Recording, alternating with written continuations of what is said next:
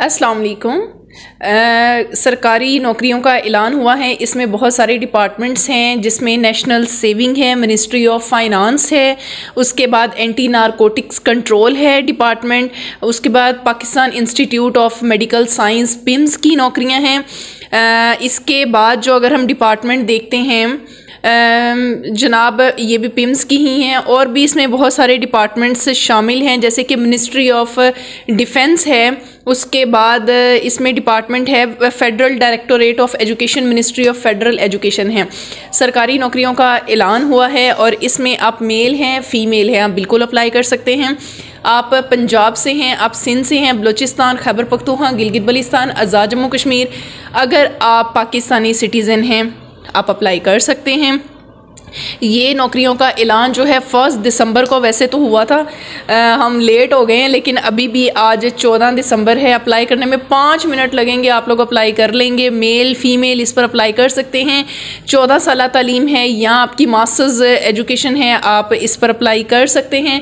Apply का मुकम्मल तरीका बताऊँगी। मैं हूँ सनम दिलशाद और मैं रोज़ाना बेसिस पर आपको गवर्नमेंट जॉब्स के हवाले से बताती हूँ।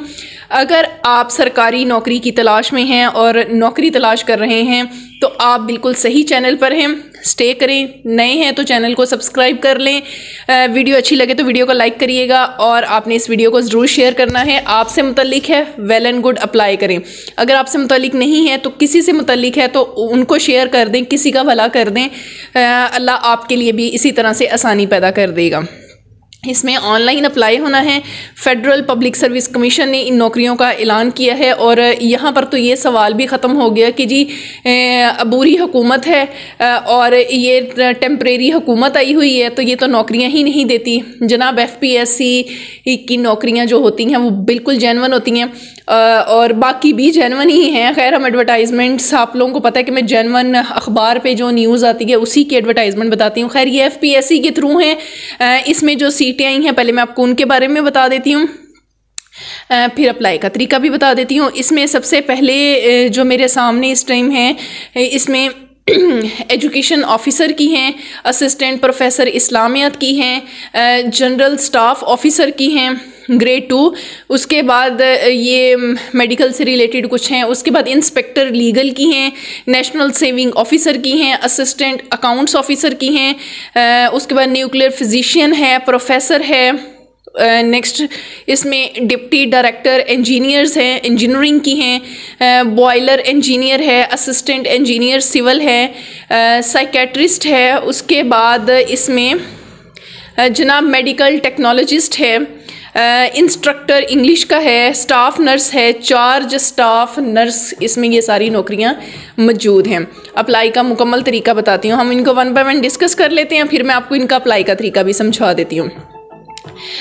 सबसे पहले जो इसमें नौकरियां हैं वो जो मैं रिकमेंड करूंगी वो डिटेल में बता दूंगी, जो मैं रिकमेंड नहीं करूंगी यानी वो शाज़ो नाज़र होते हैं ऐसे कैंडिडेट्स, वो फिर हम उसको थोड़ा थोड़ा डिस्कस कर लेते हैं। जैसे सबसे पहले मैं बात करती हूँ एजुकेशन ऑफिसर की। इसमें अगर आपकी मास्टर्स डिग्री है, इसमें इन्होंने लिखा हुआ है और इक्विवेलेंट भी लिख दिया है, यानी आपकी अगर मास्टर्स डिग्री, आपने किसी भी सब्जेक्ट में मास्टर्स किया हुआ है, आप इस पर अप्लाई कर सकते हैं। लेकिन अगर आपका मास्टर्स जो है वो फाइनेंस में है, अकाउंट्स में है, मैनेजमेंट में है। इक्विवेलेंट का बच्चे सवाल करे थे, मैडम इक्विवेलेंट का मतलब क्या होता है? इक्विवेलेंट का मतलब ये होता है कि आपका मास्टर 16 साल तालीम, वो ये नहीं होता कि किस सब्जेक्ट में है।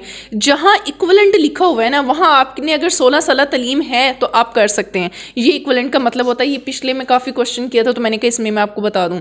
आगे असिस्टेंट प्रोफेसर इस्लामियात है, जिनका masters degree in relevant subject, यानी आपने मास्टर्स इन इस्लामियात किया हुआ है, आप इस पर अप्लाई कर सकते हैं। उसके बाद इसमें जो कोटा है वगैरह सारे इन्होंने मेंशन किए हुए हैं। आपने पहले तहम्मुल से एडवर्टाइजमेंट को पढ़ना है। एज की भी इसमें काफ़ी ज़्यादा रिलैक्सेशन इसमें मौजूद है, 35 साल होती है और इसमें मैक्सिमम 5 साल आगे रिलैक्सेशन भी होती है। तो आपने तहम्मुल से, जिस भी केस पर आप अप्लाई कर रहे हैं उसको तहम्मुल से पढ़ना है और देखना है कि आपका कोटा उसमें कौन सा मौजूद है, फिर आपने अप्लाई करना है। उसके बाद जनरल स्टाफ ऑफिसर हैं, ये पिम्स की हैं, ये भी ठीक है, ये भी रेलेवेंट फील्ड वाले ही इस पर अप्लाई करेंगे जिनका मतलब मास्टर्स डिग्री इन फार्मेसी वगैरह है। उसके बाद जनाब इंस्पेक्टर लीगल, हाँ जी, यह है एंटी नारकोटिक फोर्स की है, मिनिस्ट्री ऑफ नारकोटिक्स कंट्रोल।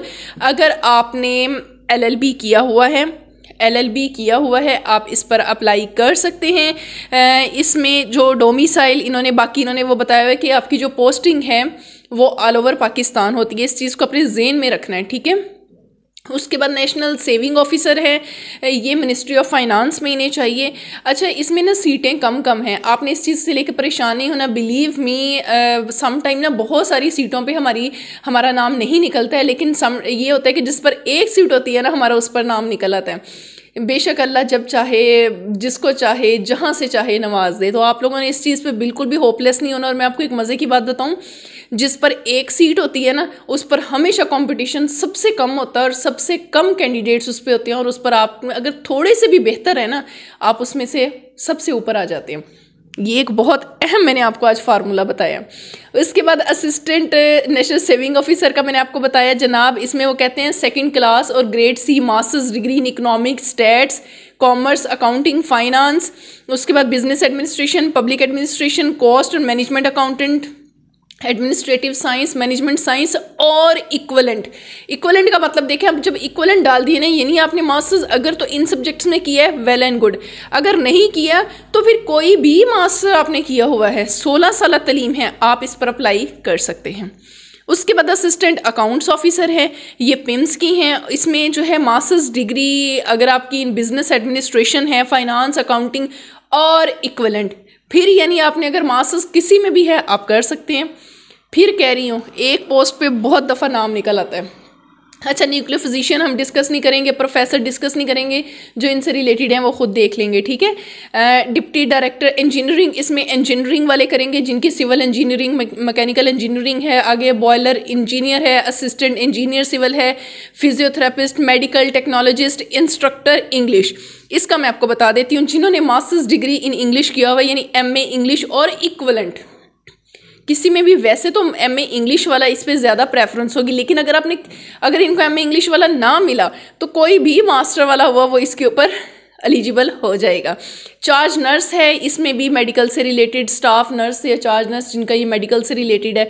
तो ये सारी तो जो चीज़ मेन थी वो मैंने आपको बता दी है। चलें जी, अब इनका अप्लाई करने का तरीका बता देती हूँ। आ जाए, बिस्मिल्लाहिर्रहमानिर्रहीम। अप्लाई करने के लिए आप गूगल पर जाएंगे और यहाँ पर आप लिखेंगे टुडे ऑल जॉब्स। ये देखें जी, स्पेलिंग नोट कर लें, स्पेलिंग की मिस्टेक नहीं होनी चाहिए।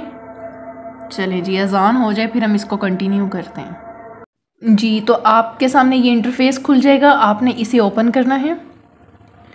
यहाँ पर आपको हर तरह की जॉब, सऊदीया की जॉब, दुबई की जॉब, मतलब सारी जॉब्स यहाँ पर आपको मिल जाएंगी। क्योंकि आज हमारा जो है वो FPSC की जॉब्स के हवाले से है, तो हम ये वाली जो है इसे ओपन करेंगे, ठीक है। ये मैं आपको दिखा देती हूँ, आपने इसी प्रोसीजर को फॉलो करना है और फिर आपने अप्लाई करना है। बच्चे कह रहे थे मैडम अप्लाई का तरीका भी आपने बताना है। यहाँ आपको सारी डेट, वो जो क्या कहते हैं एज और इनकी सारी डिटेल्स जो है ना आपको यहाँ पर मिल जाएंगी। यहाँ से आप हमारे व्हाट्सएप चैनल का हिस्सा बन सकते हैं, यूट्यूब, फेसबुक भी पेज हमारे, वहाँ पर भी वीडियो सारी अपलोड होती हैं।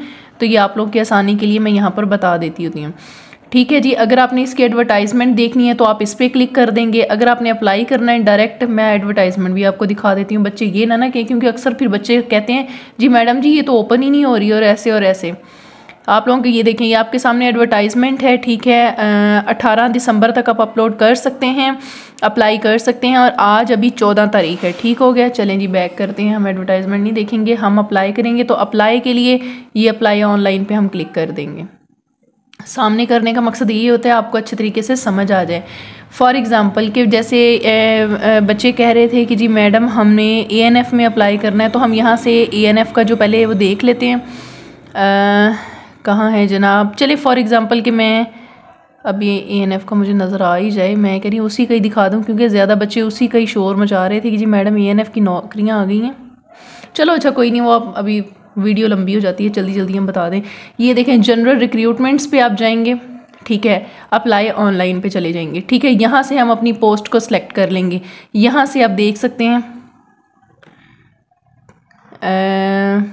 एंटी नारकोटिक फोर्स का जो है भाई केस नंबर F चलें जी देख ही लेते हैं। मैं वही आपको बता देती क्योंकि आप लोगों ने उसी पर ही अप्लाई करना है। चलें जी मैं उसी का ही देख लेते हैं, इधर अभी सर्च कर लेते हैं हम। जी ये रहा इंस्पेक्टर लीगल, ठीक है, ये है और इसका है F4238, ठीक है। तो हमने यहाँ से F4238 देख लेते हैं। F423 और कहाँ है जनाब 238, अभी देख लेते हैं, ये रहा 238, ठीक हो गया। ऐसे आपने केस निकाल लिया जी। Applying for the post of this, okay done हो गया। यहाँ आपने अपना सी नंबर लिखना है। आपने इसके लिए ना सबसे पहले नेशनल बैंक में आपने पैसे जमा करवा देने हैं। नेशनल बैंक की जो डिपॉजिट स्लिप होगी वो कहाँ से, वो आपको गूगल से मिल जाएगी, ठीक है। आप वहाँ पर लिखिएगा FPSC डिपॉजिट स्लिप, बिल्कुल आसानी से निकलेगी, कोई मसले की बात नहीं है। आपने 300 रुपया जमा करवा देना है, ठीक है। 16 और 17 की पोस्टों के लिए 300 रुपया होता है। वो जमा करवा के उसके ऊपर जिस डेट को आपने जमा करवाया वो आपने यहाँ पे डेट सेलेक्ट कर लेनी है। यहाँ आपने देखे जी 300 रुपया आपने चूज़ कर लेना है। आपने 300 करवाना है, 16 और 17 के लिए 300 रुपया होता है। उसके बाद आपने यहाँ से बैंक, नेशनल बैंक आपने चूज़ कर लेनी है। स्टेट बैंक वगैरह में ना जाइएगा, नेशनल बैंक आसान है, वो आपने चूज़ कर लेनी है। ब्रांच का जो कोड होता है, जब आपने पैसे जमा करवाने हैं ना तो आपने कोड लाजमी देख लेना। अच्छा, इसके ऐप शैप से पैसे नहीं अपलोड होंगे, इसलिए आपने वहाँ जाके आपको बैंक पैसे जमा करवाने पड़ेंगे, सही है। ये देखिए इन्होंने लिखा है 14, 16 और 17 के लिए 300 रुपया होता है। यहाँ आप अपनी उसकी लोकेशन लगा देंगे, कहाँ की लोकेशन में आपने जाके पैसे जमा करवाए हैं।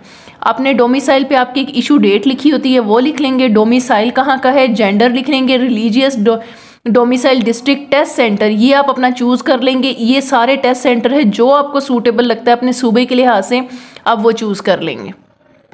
ये सारी चीज़ें बताने का मकसद ये होता है कि आपको किसी किस्म की कोई मसला ना आए। अच्छा जी, इंटरव्यू सेंटर, अच्छा जो आपका टेस्ट सेंटर होता है ना, आपका वही इंटरव्यू सेंटर भी हो जाता है। इसलिए आपने बड़ा सोच समझ के टेस्ट सेंटर चूज़ करना है। मतलब अगर टेस्ट सेंटर आपने इस्लामाबाद रखा है ना, तो आपने इंटरव्यू सेंटर भी इस्लामाबाद रखना है। ऐसा नहीं करना कि टेस्ट सेंटर कोई, इंटरव्यू सेंटर कोई। आप इधर कोई और भी कर देंगे ना इंटरव्यू सेंटर, तो उन्होंने आपका जहाँ पर टेस्ट सेंटर था ना वही इंटरव्यू कर देते हैं, वो बाद में भी वही कर देते हैं। इसलिए आपने बड़ा सोच समझ के टेस्ट सेंटर चूज़ करना है। जहाँ आपने इंटरव्यू देना चाहते हो वही टेस्ट सेंटर। उसके बाद वो कहते हैं क्या आपके पास ये जो बैचलर्स डिग्री इन लॉ है या इक्विवेलेंट है आपके पास है, तो हमने कहना है यस। अच्छा, उस डिग्री की आपने मतलब बैचलर्स की बात कर रहे हैं ना, यहाँ पर बैचलर्स लिखा हुआ है। 14 साल तालीम, आपका वो रिजल्ट कब आया था, आपने वो रिजल्ट की डेट यहाँ मेंशन कर देनी है, वो डेट, ठीक है। उसके बाद क्या आप गवर्नमेंट सर्वेंट हैं, येस और नो आप बता देंगे। उसके बाद यहाँ आप अपना वेरिफिकेशन कोड करके प्रोसीड टू स्टेप 2, यहाँ पर आगे फिर आपकी एजुकेशन होगी और सारा ये ऑनलाइन आपने इस तरह से इसको अप्लाई करना है। समझ आ गया है, बिल्कुल क्लियर। उम्मीद करती हूँ कि आपको अप्लाई करने का तरीका समझ आ गया होगा, और अगर समझ आ गया है तो वीडियो को लाइक कर दें, चैनल को भी सब्सक्राइब कर दें, और इसके साथ साथ आपने इस वीडियो को ज़रूर शेयर करना है। सदका जारिया के तौर पर मैं फिर कह रही हूँ, नीयतों को रंग लगते हैं, अपनी नीयत दूसरों के लिए साफ़ रखें। अल्लाह आप पर ऐसी ऐसी नवाजिशें करेगा कि आपकी अकल दंग रह जाएगी कि यार ये इतनी नेमतें आ कहाँ से रही हैं। बेशक बरहक है, वो रब बरहक है। इसके साथ ही मुझे इजाज़त दें, अपना बहुत सारा ख्याल रखें, दुआ में याद रखें। अल्लाह हाफिज़, अल्लाह निगहबान।